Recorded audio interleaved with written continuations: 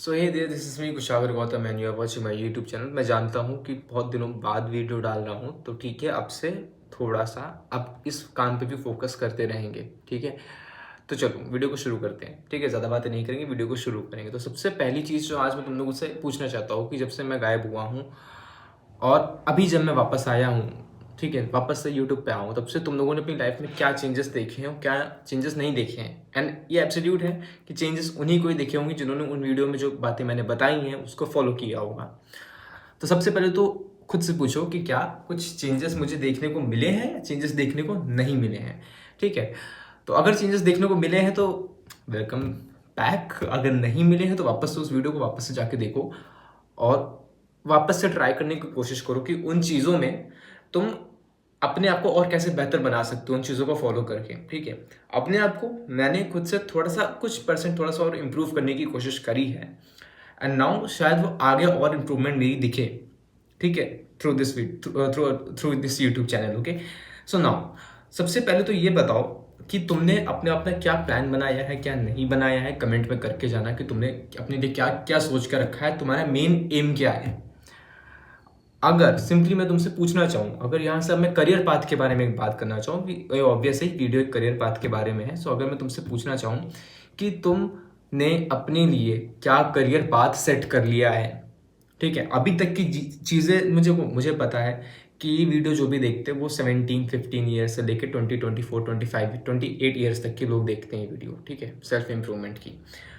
तो ये एक ऐसी एज में मुझे लगता है 15 टू 22-25 ईयर्स तक की, कि हाँ, बहुत सारे लोगों को पता होता है कि मुझे अब आगे क्या करना है। 28 ईयर्स में भी थोड़ा बहुत पॉसिबल होता है कि हमें आगे और क्या नई चीज़ें बनानी है लाइफ में। तो सबसे पहले करियर पाथ तुमने क्या डिसाइड किया अपने लिए, तुम उसको कैसे फॉलो करोगे, क्या उसका रोड मैप तुमने अभी तक बनाया कि नहीं बनाया? अगर नहीं बनाया है तो मैं तुम्हें बताऊंगा कि तुम्हें कैसे बनाना है। देखो, सबसे पहले अगर मैं तुमसे एक बात कहूँ कि तुम्हें क्या करना है, ठीक है, तुम्हें अपनी लाइफ को लेके कैसे एक एक ट्रैक पे जाना है ना, तो सबसे पहले तुम्हारी माइंड में जो एक पहली चीज़ होनी चाहिए वो होनी चाहिए क्लैरिटी। अगर फ्रॉम द बिगिनिंग और फ्रॉम द स्क्रैच तुम्हारे अंदर एक क्लैरिटी नहीं होगी माइंड में कि तुम्हें एक्चुअली में क्या करना है, अगर तुम सो कॉल्ड इन्फ्लुएंसर से, ठीक है, जो होते हैं जैसे कि कोई रील बना रहा है उससे बहुत जल्दी इंप्रेस हो जाते हो, या तुम्हारा कोई फेवरेट फिजिसिस्ट हो उससे बहुत जल्दी तुम इंप्रेस हो गए हो, जैसे अल्बर्ट आइंस्टीन या कोई, या मैं कह सकता हूँ कोई फेमस एक्टर हो, कोई फेमस मूवी तुमने देख ली हो जिसमें कोई आर्मी का रोल हो, तो तुम्हारे बार बार एम चेंज होते रहते हैं कि यार मेरे को अभी आर्मी बनना था क्योंकि वो मूवी देख कर आया था, अभी मेरे को बिजनेसमैन बनना है क्योंकि मैंने अभी कोई एक्स बिजनेसमैन को भी मैंने देख लिया, उसकी सक्सेस को देख लिया है, मुझे अब ये इस एक्टर की तरह बनना है या मुझे बॉलीवुड में एक्टर बनना है। अगर तुम ये काम कर रहे हो तो सबसे पहले तो तुम्हें क्लैरिटी की ज़रूरत है, तुम्हें सबसे पहले अपने माइंड को डिक्लटर करने की ज़रूरत है। क्योंकि तुम्हारे पास अभी उतने सफिशिएंट लेवल की, मैं कह सकता हूँ कि क्लैरिटी नहीं है तुम्हारे पास। और उस क्लैरिटी को लाने के लिए तुम्हें क्या करना होगा, एक पेन लेना होगा, हाँ, और एक पेपर लेना होगा जिस पे तुम्हें लिखना होगा, ठीक है?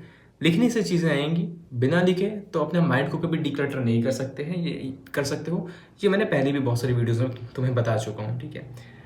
एक और चीज़, ठीक है, कि तुम्हें जब भी लिख रहे हो ना, तो प्लीज़ ट्राई करो कि लिखने से 20 से 25 मिनट पहले तुम एक साइलेंस में बैठो, ठीक है, बिल्कुल साइलेंट मोड में बैठ जाओ, फ़ोन को हो सके साइलेंट कर दो, ठीक है? एक कमरे में बैठो जहाँ पे बिल्कुल शांति हो, 20 से 25 मिनट बैठो, ऐसे कुछ मत, ठीक है? अपने माइंड को ऐसे तुम स्टेबल करने की कोशिश करो आँख बंद करके, ठीक है? बैठो, सोचो अपने बारे में, कोई जो प्रॉब्लम लग रही है कि मतलब कि क्यों नहीं मैं कर पा रहा हूँ, क्यों मैं रोड मैप नहीं बना पा रहा हूँ अपने करियर का, मुझे क्या करना है आगे, बैठ के तसल्ली से, शांति से सोचो। जब तुम 20 से 25 मिनट हो जाओ बैठोगे ना, तो जितना भी तुम्हारे माइंड का जो डिक्लटर है ना, वो बाहर अपने आप चला जाएगा, तुम्हारा माइंड क्लियर स्टेट में आने लगेगा। और जब 20 से 25 मिनट हो जाए उसके बाद पेन पेपर उठा के लिखना शुरू करना है कि कहाँ पे मैं हूँ, कहाँ पे मैं पहुँचा सकता हूँ, अभी प्रेजेंट मोमेंट में कहाँ पे पहुँचा सकता हूँ और कहाँ पे मुझे जाना है। ये 3 चीज़ें याद रखो, ठीक है? और जो भी तुम्हें करना है उसको फिर फिक्स बना लो कि मुझे अपनी लाइफ में यही करना है, ठीक है? एक एम हो तो बेस्ट है, लेकिन अगर तुम्हें 3-4 चीज़ें करनी है, पॉसिबल है। ऐसा नहीं है कि तुम 3-4 चीज़ों को लेके नहीं चल सकते, तुम मल्टीपल चीज़ें नहीं कर सकते, तुम बिल्कुल कर सकते हो। बट क्या तुम्हारे अंदर इतना हाइपर फोकस है कि तुम उन 3-4 चीज़ों को कर सको? या तुम इतना फोकस डेवलप कर लोगे अपने अंदर कि तुम उन 3-4 चीज़ों को अपनी लाइफ में अपना करियर पाथ बना सको। ठीक है, तो सबसे पहले तो ये चीज़ें लिख लो और उन सब का रोड मैप लिख लो, रिसोर्सेज लिख लो कि रिसोर्सेज क्या क्या करने हों, क्या क्या चाहिए होंगे। फॉर एग्जांपल अगर मैं एक जनरल अगर मैं 15 साल का हूँ, मुझे कंप्यूटर में इंटरेस्ट है, तो मैं खुद से पूछूंगा कि अगर मुझे आगे चल के एक AI का प्रोग्रामर बनना है तो मुझे क्या करना होगा। मैं 15 साल का हूँ, मैं अभी क्लास 10th या 11th में हूँ, सपोज करते हैं मैं अभी क्लास 10th में हूँ। सबसे पहले तो मुझे अपनी 11th को कंप्लीट करना है। 11th में जाके सबसे पहले मुझे मैथमेटिक्स लेनी होगी ताकि मैं आगे चल के इंजीनियरिंग कर सकूँ। 12th में जाऊँगा, फिर उसके बाद मुझे अपने बोर्ड एग्जामिनेशंस की प्रिपरेशन करनी हो, साथ ही साथ में AI का मुझे कुछ करना है। तो AI के लिए मुझे थोड़ी बहुत चीज़ें, फाउंडेशन मुझे थोड़ा थोड़ा सीखना है कि AI होता क्या है। ठीक है, मतलब कि वर्बली लोगों से समझना है कि AI क्या होता है। ठीक है, ज़्यादा टेक्स्ट बुक लेके पढ़ने की इतनी नीड नहीं होती है।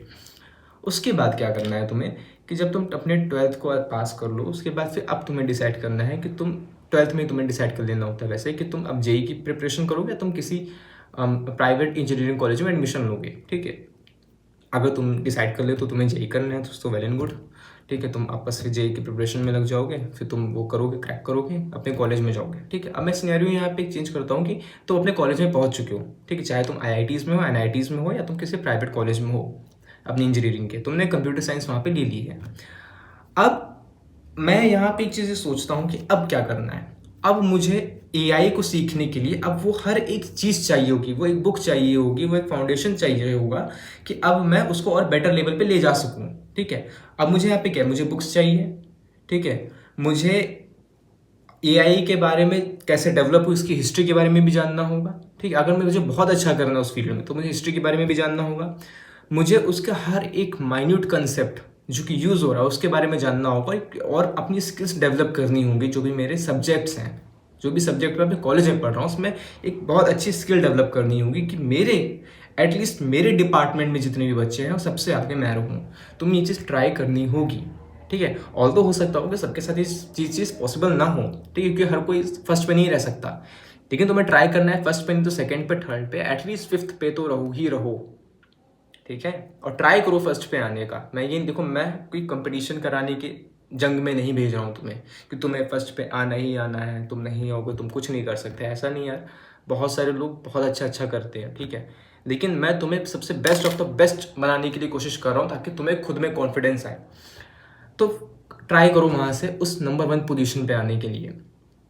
उसके बाद तुम्हें क्या करना है, तुम्हें हर एक एक्सपेक्ट के बारे में, हर एक नॉलेज तुम्हें वहाँ से AI के बारे में जितनी भी तुम ले सकते हो अब यार इंजीनियरिंग में अपनी जितनी भी ले सकते हो वो सारी लेने की कोशिश करो और उन सबको इकट्ठा करो अपने पास और प्रैक्टिकल पे ज़्यादा फोकस करो ना कि फिर उसके बाद तुम ऐसा नहीं कि तुम किताबों से ही पढ़ रहे हो।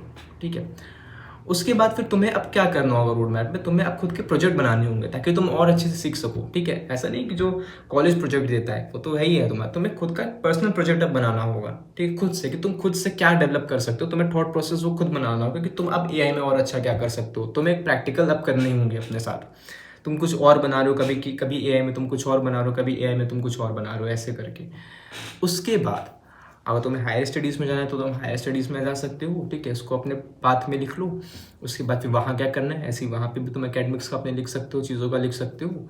उसके बाद फिर तुम आगे बढ़ के खुद का प्रोजेक्ट बना के फिर जब तुम एक अपने एकेडमिक्स को पूरा करके जब तुम बाहर निकल रहे हो तो तुम ये पाओगे कि तुम 98 या 99% ऑफ द पीपल से अहेड हो गए अगर तुम फर्स्ट सेकंड थर्ड या फोर्थ पे आ रहे होगे तो।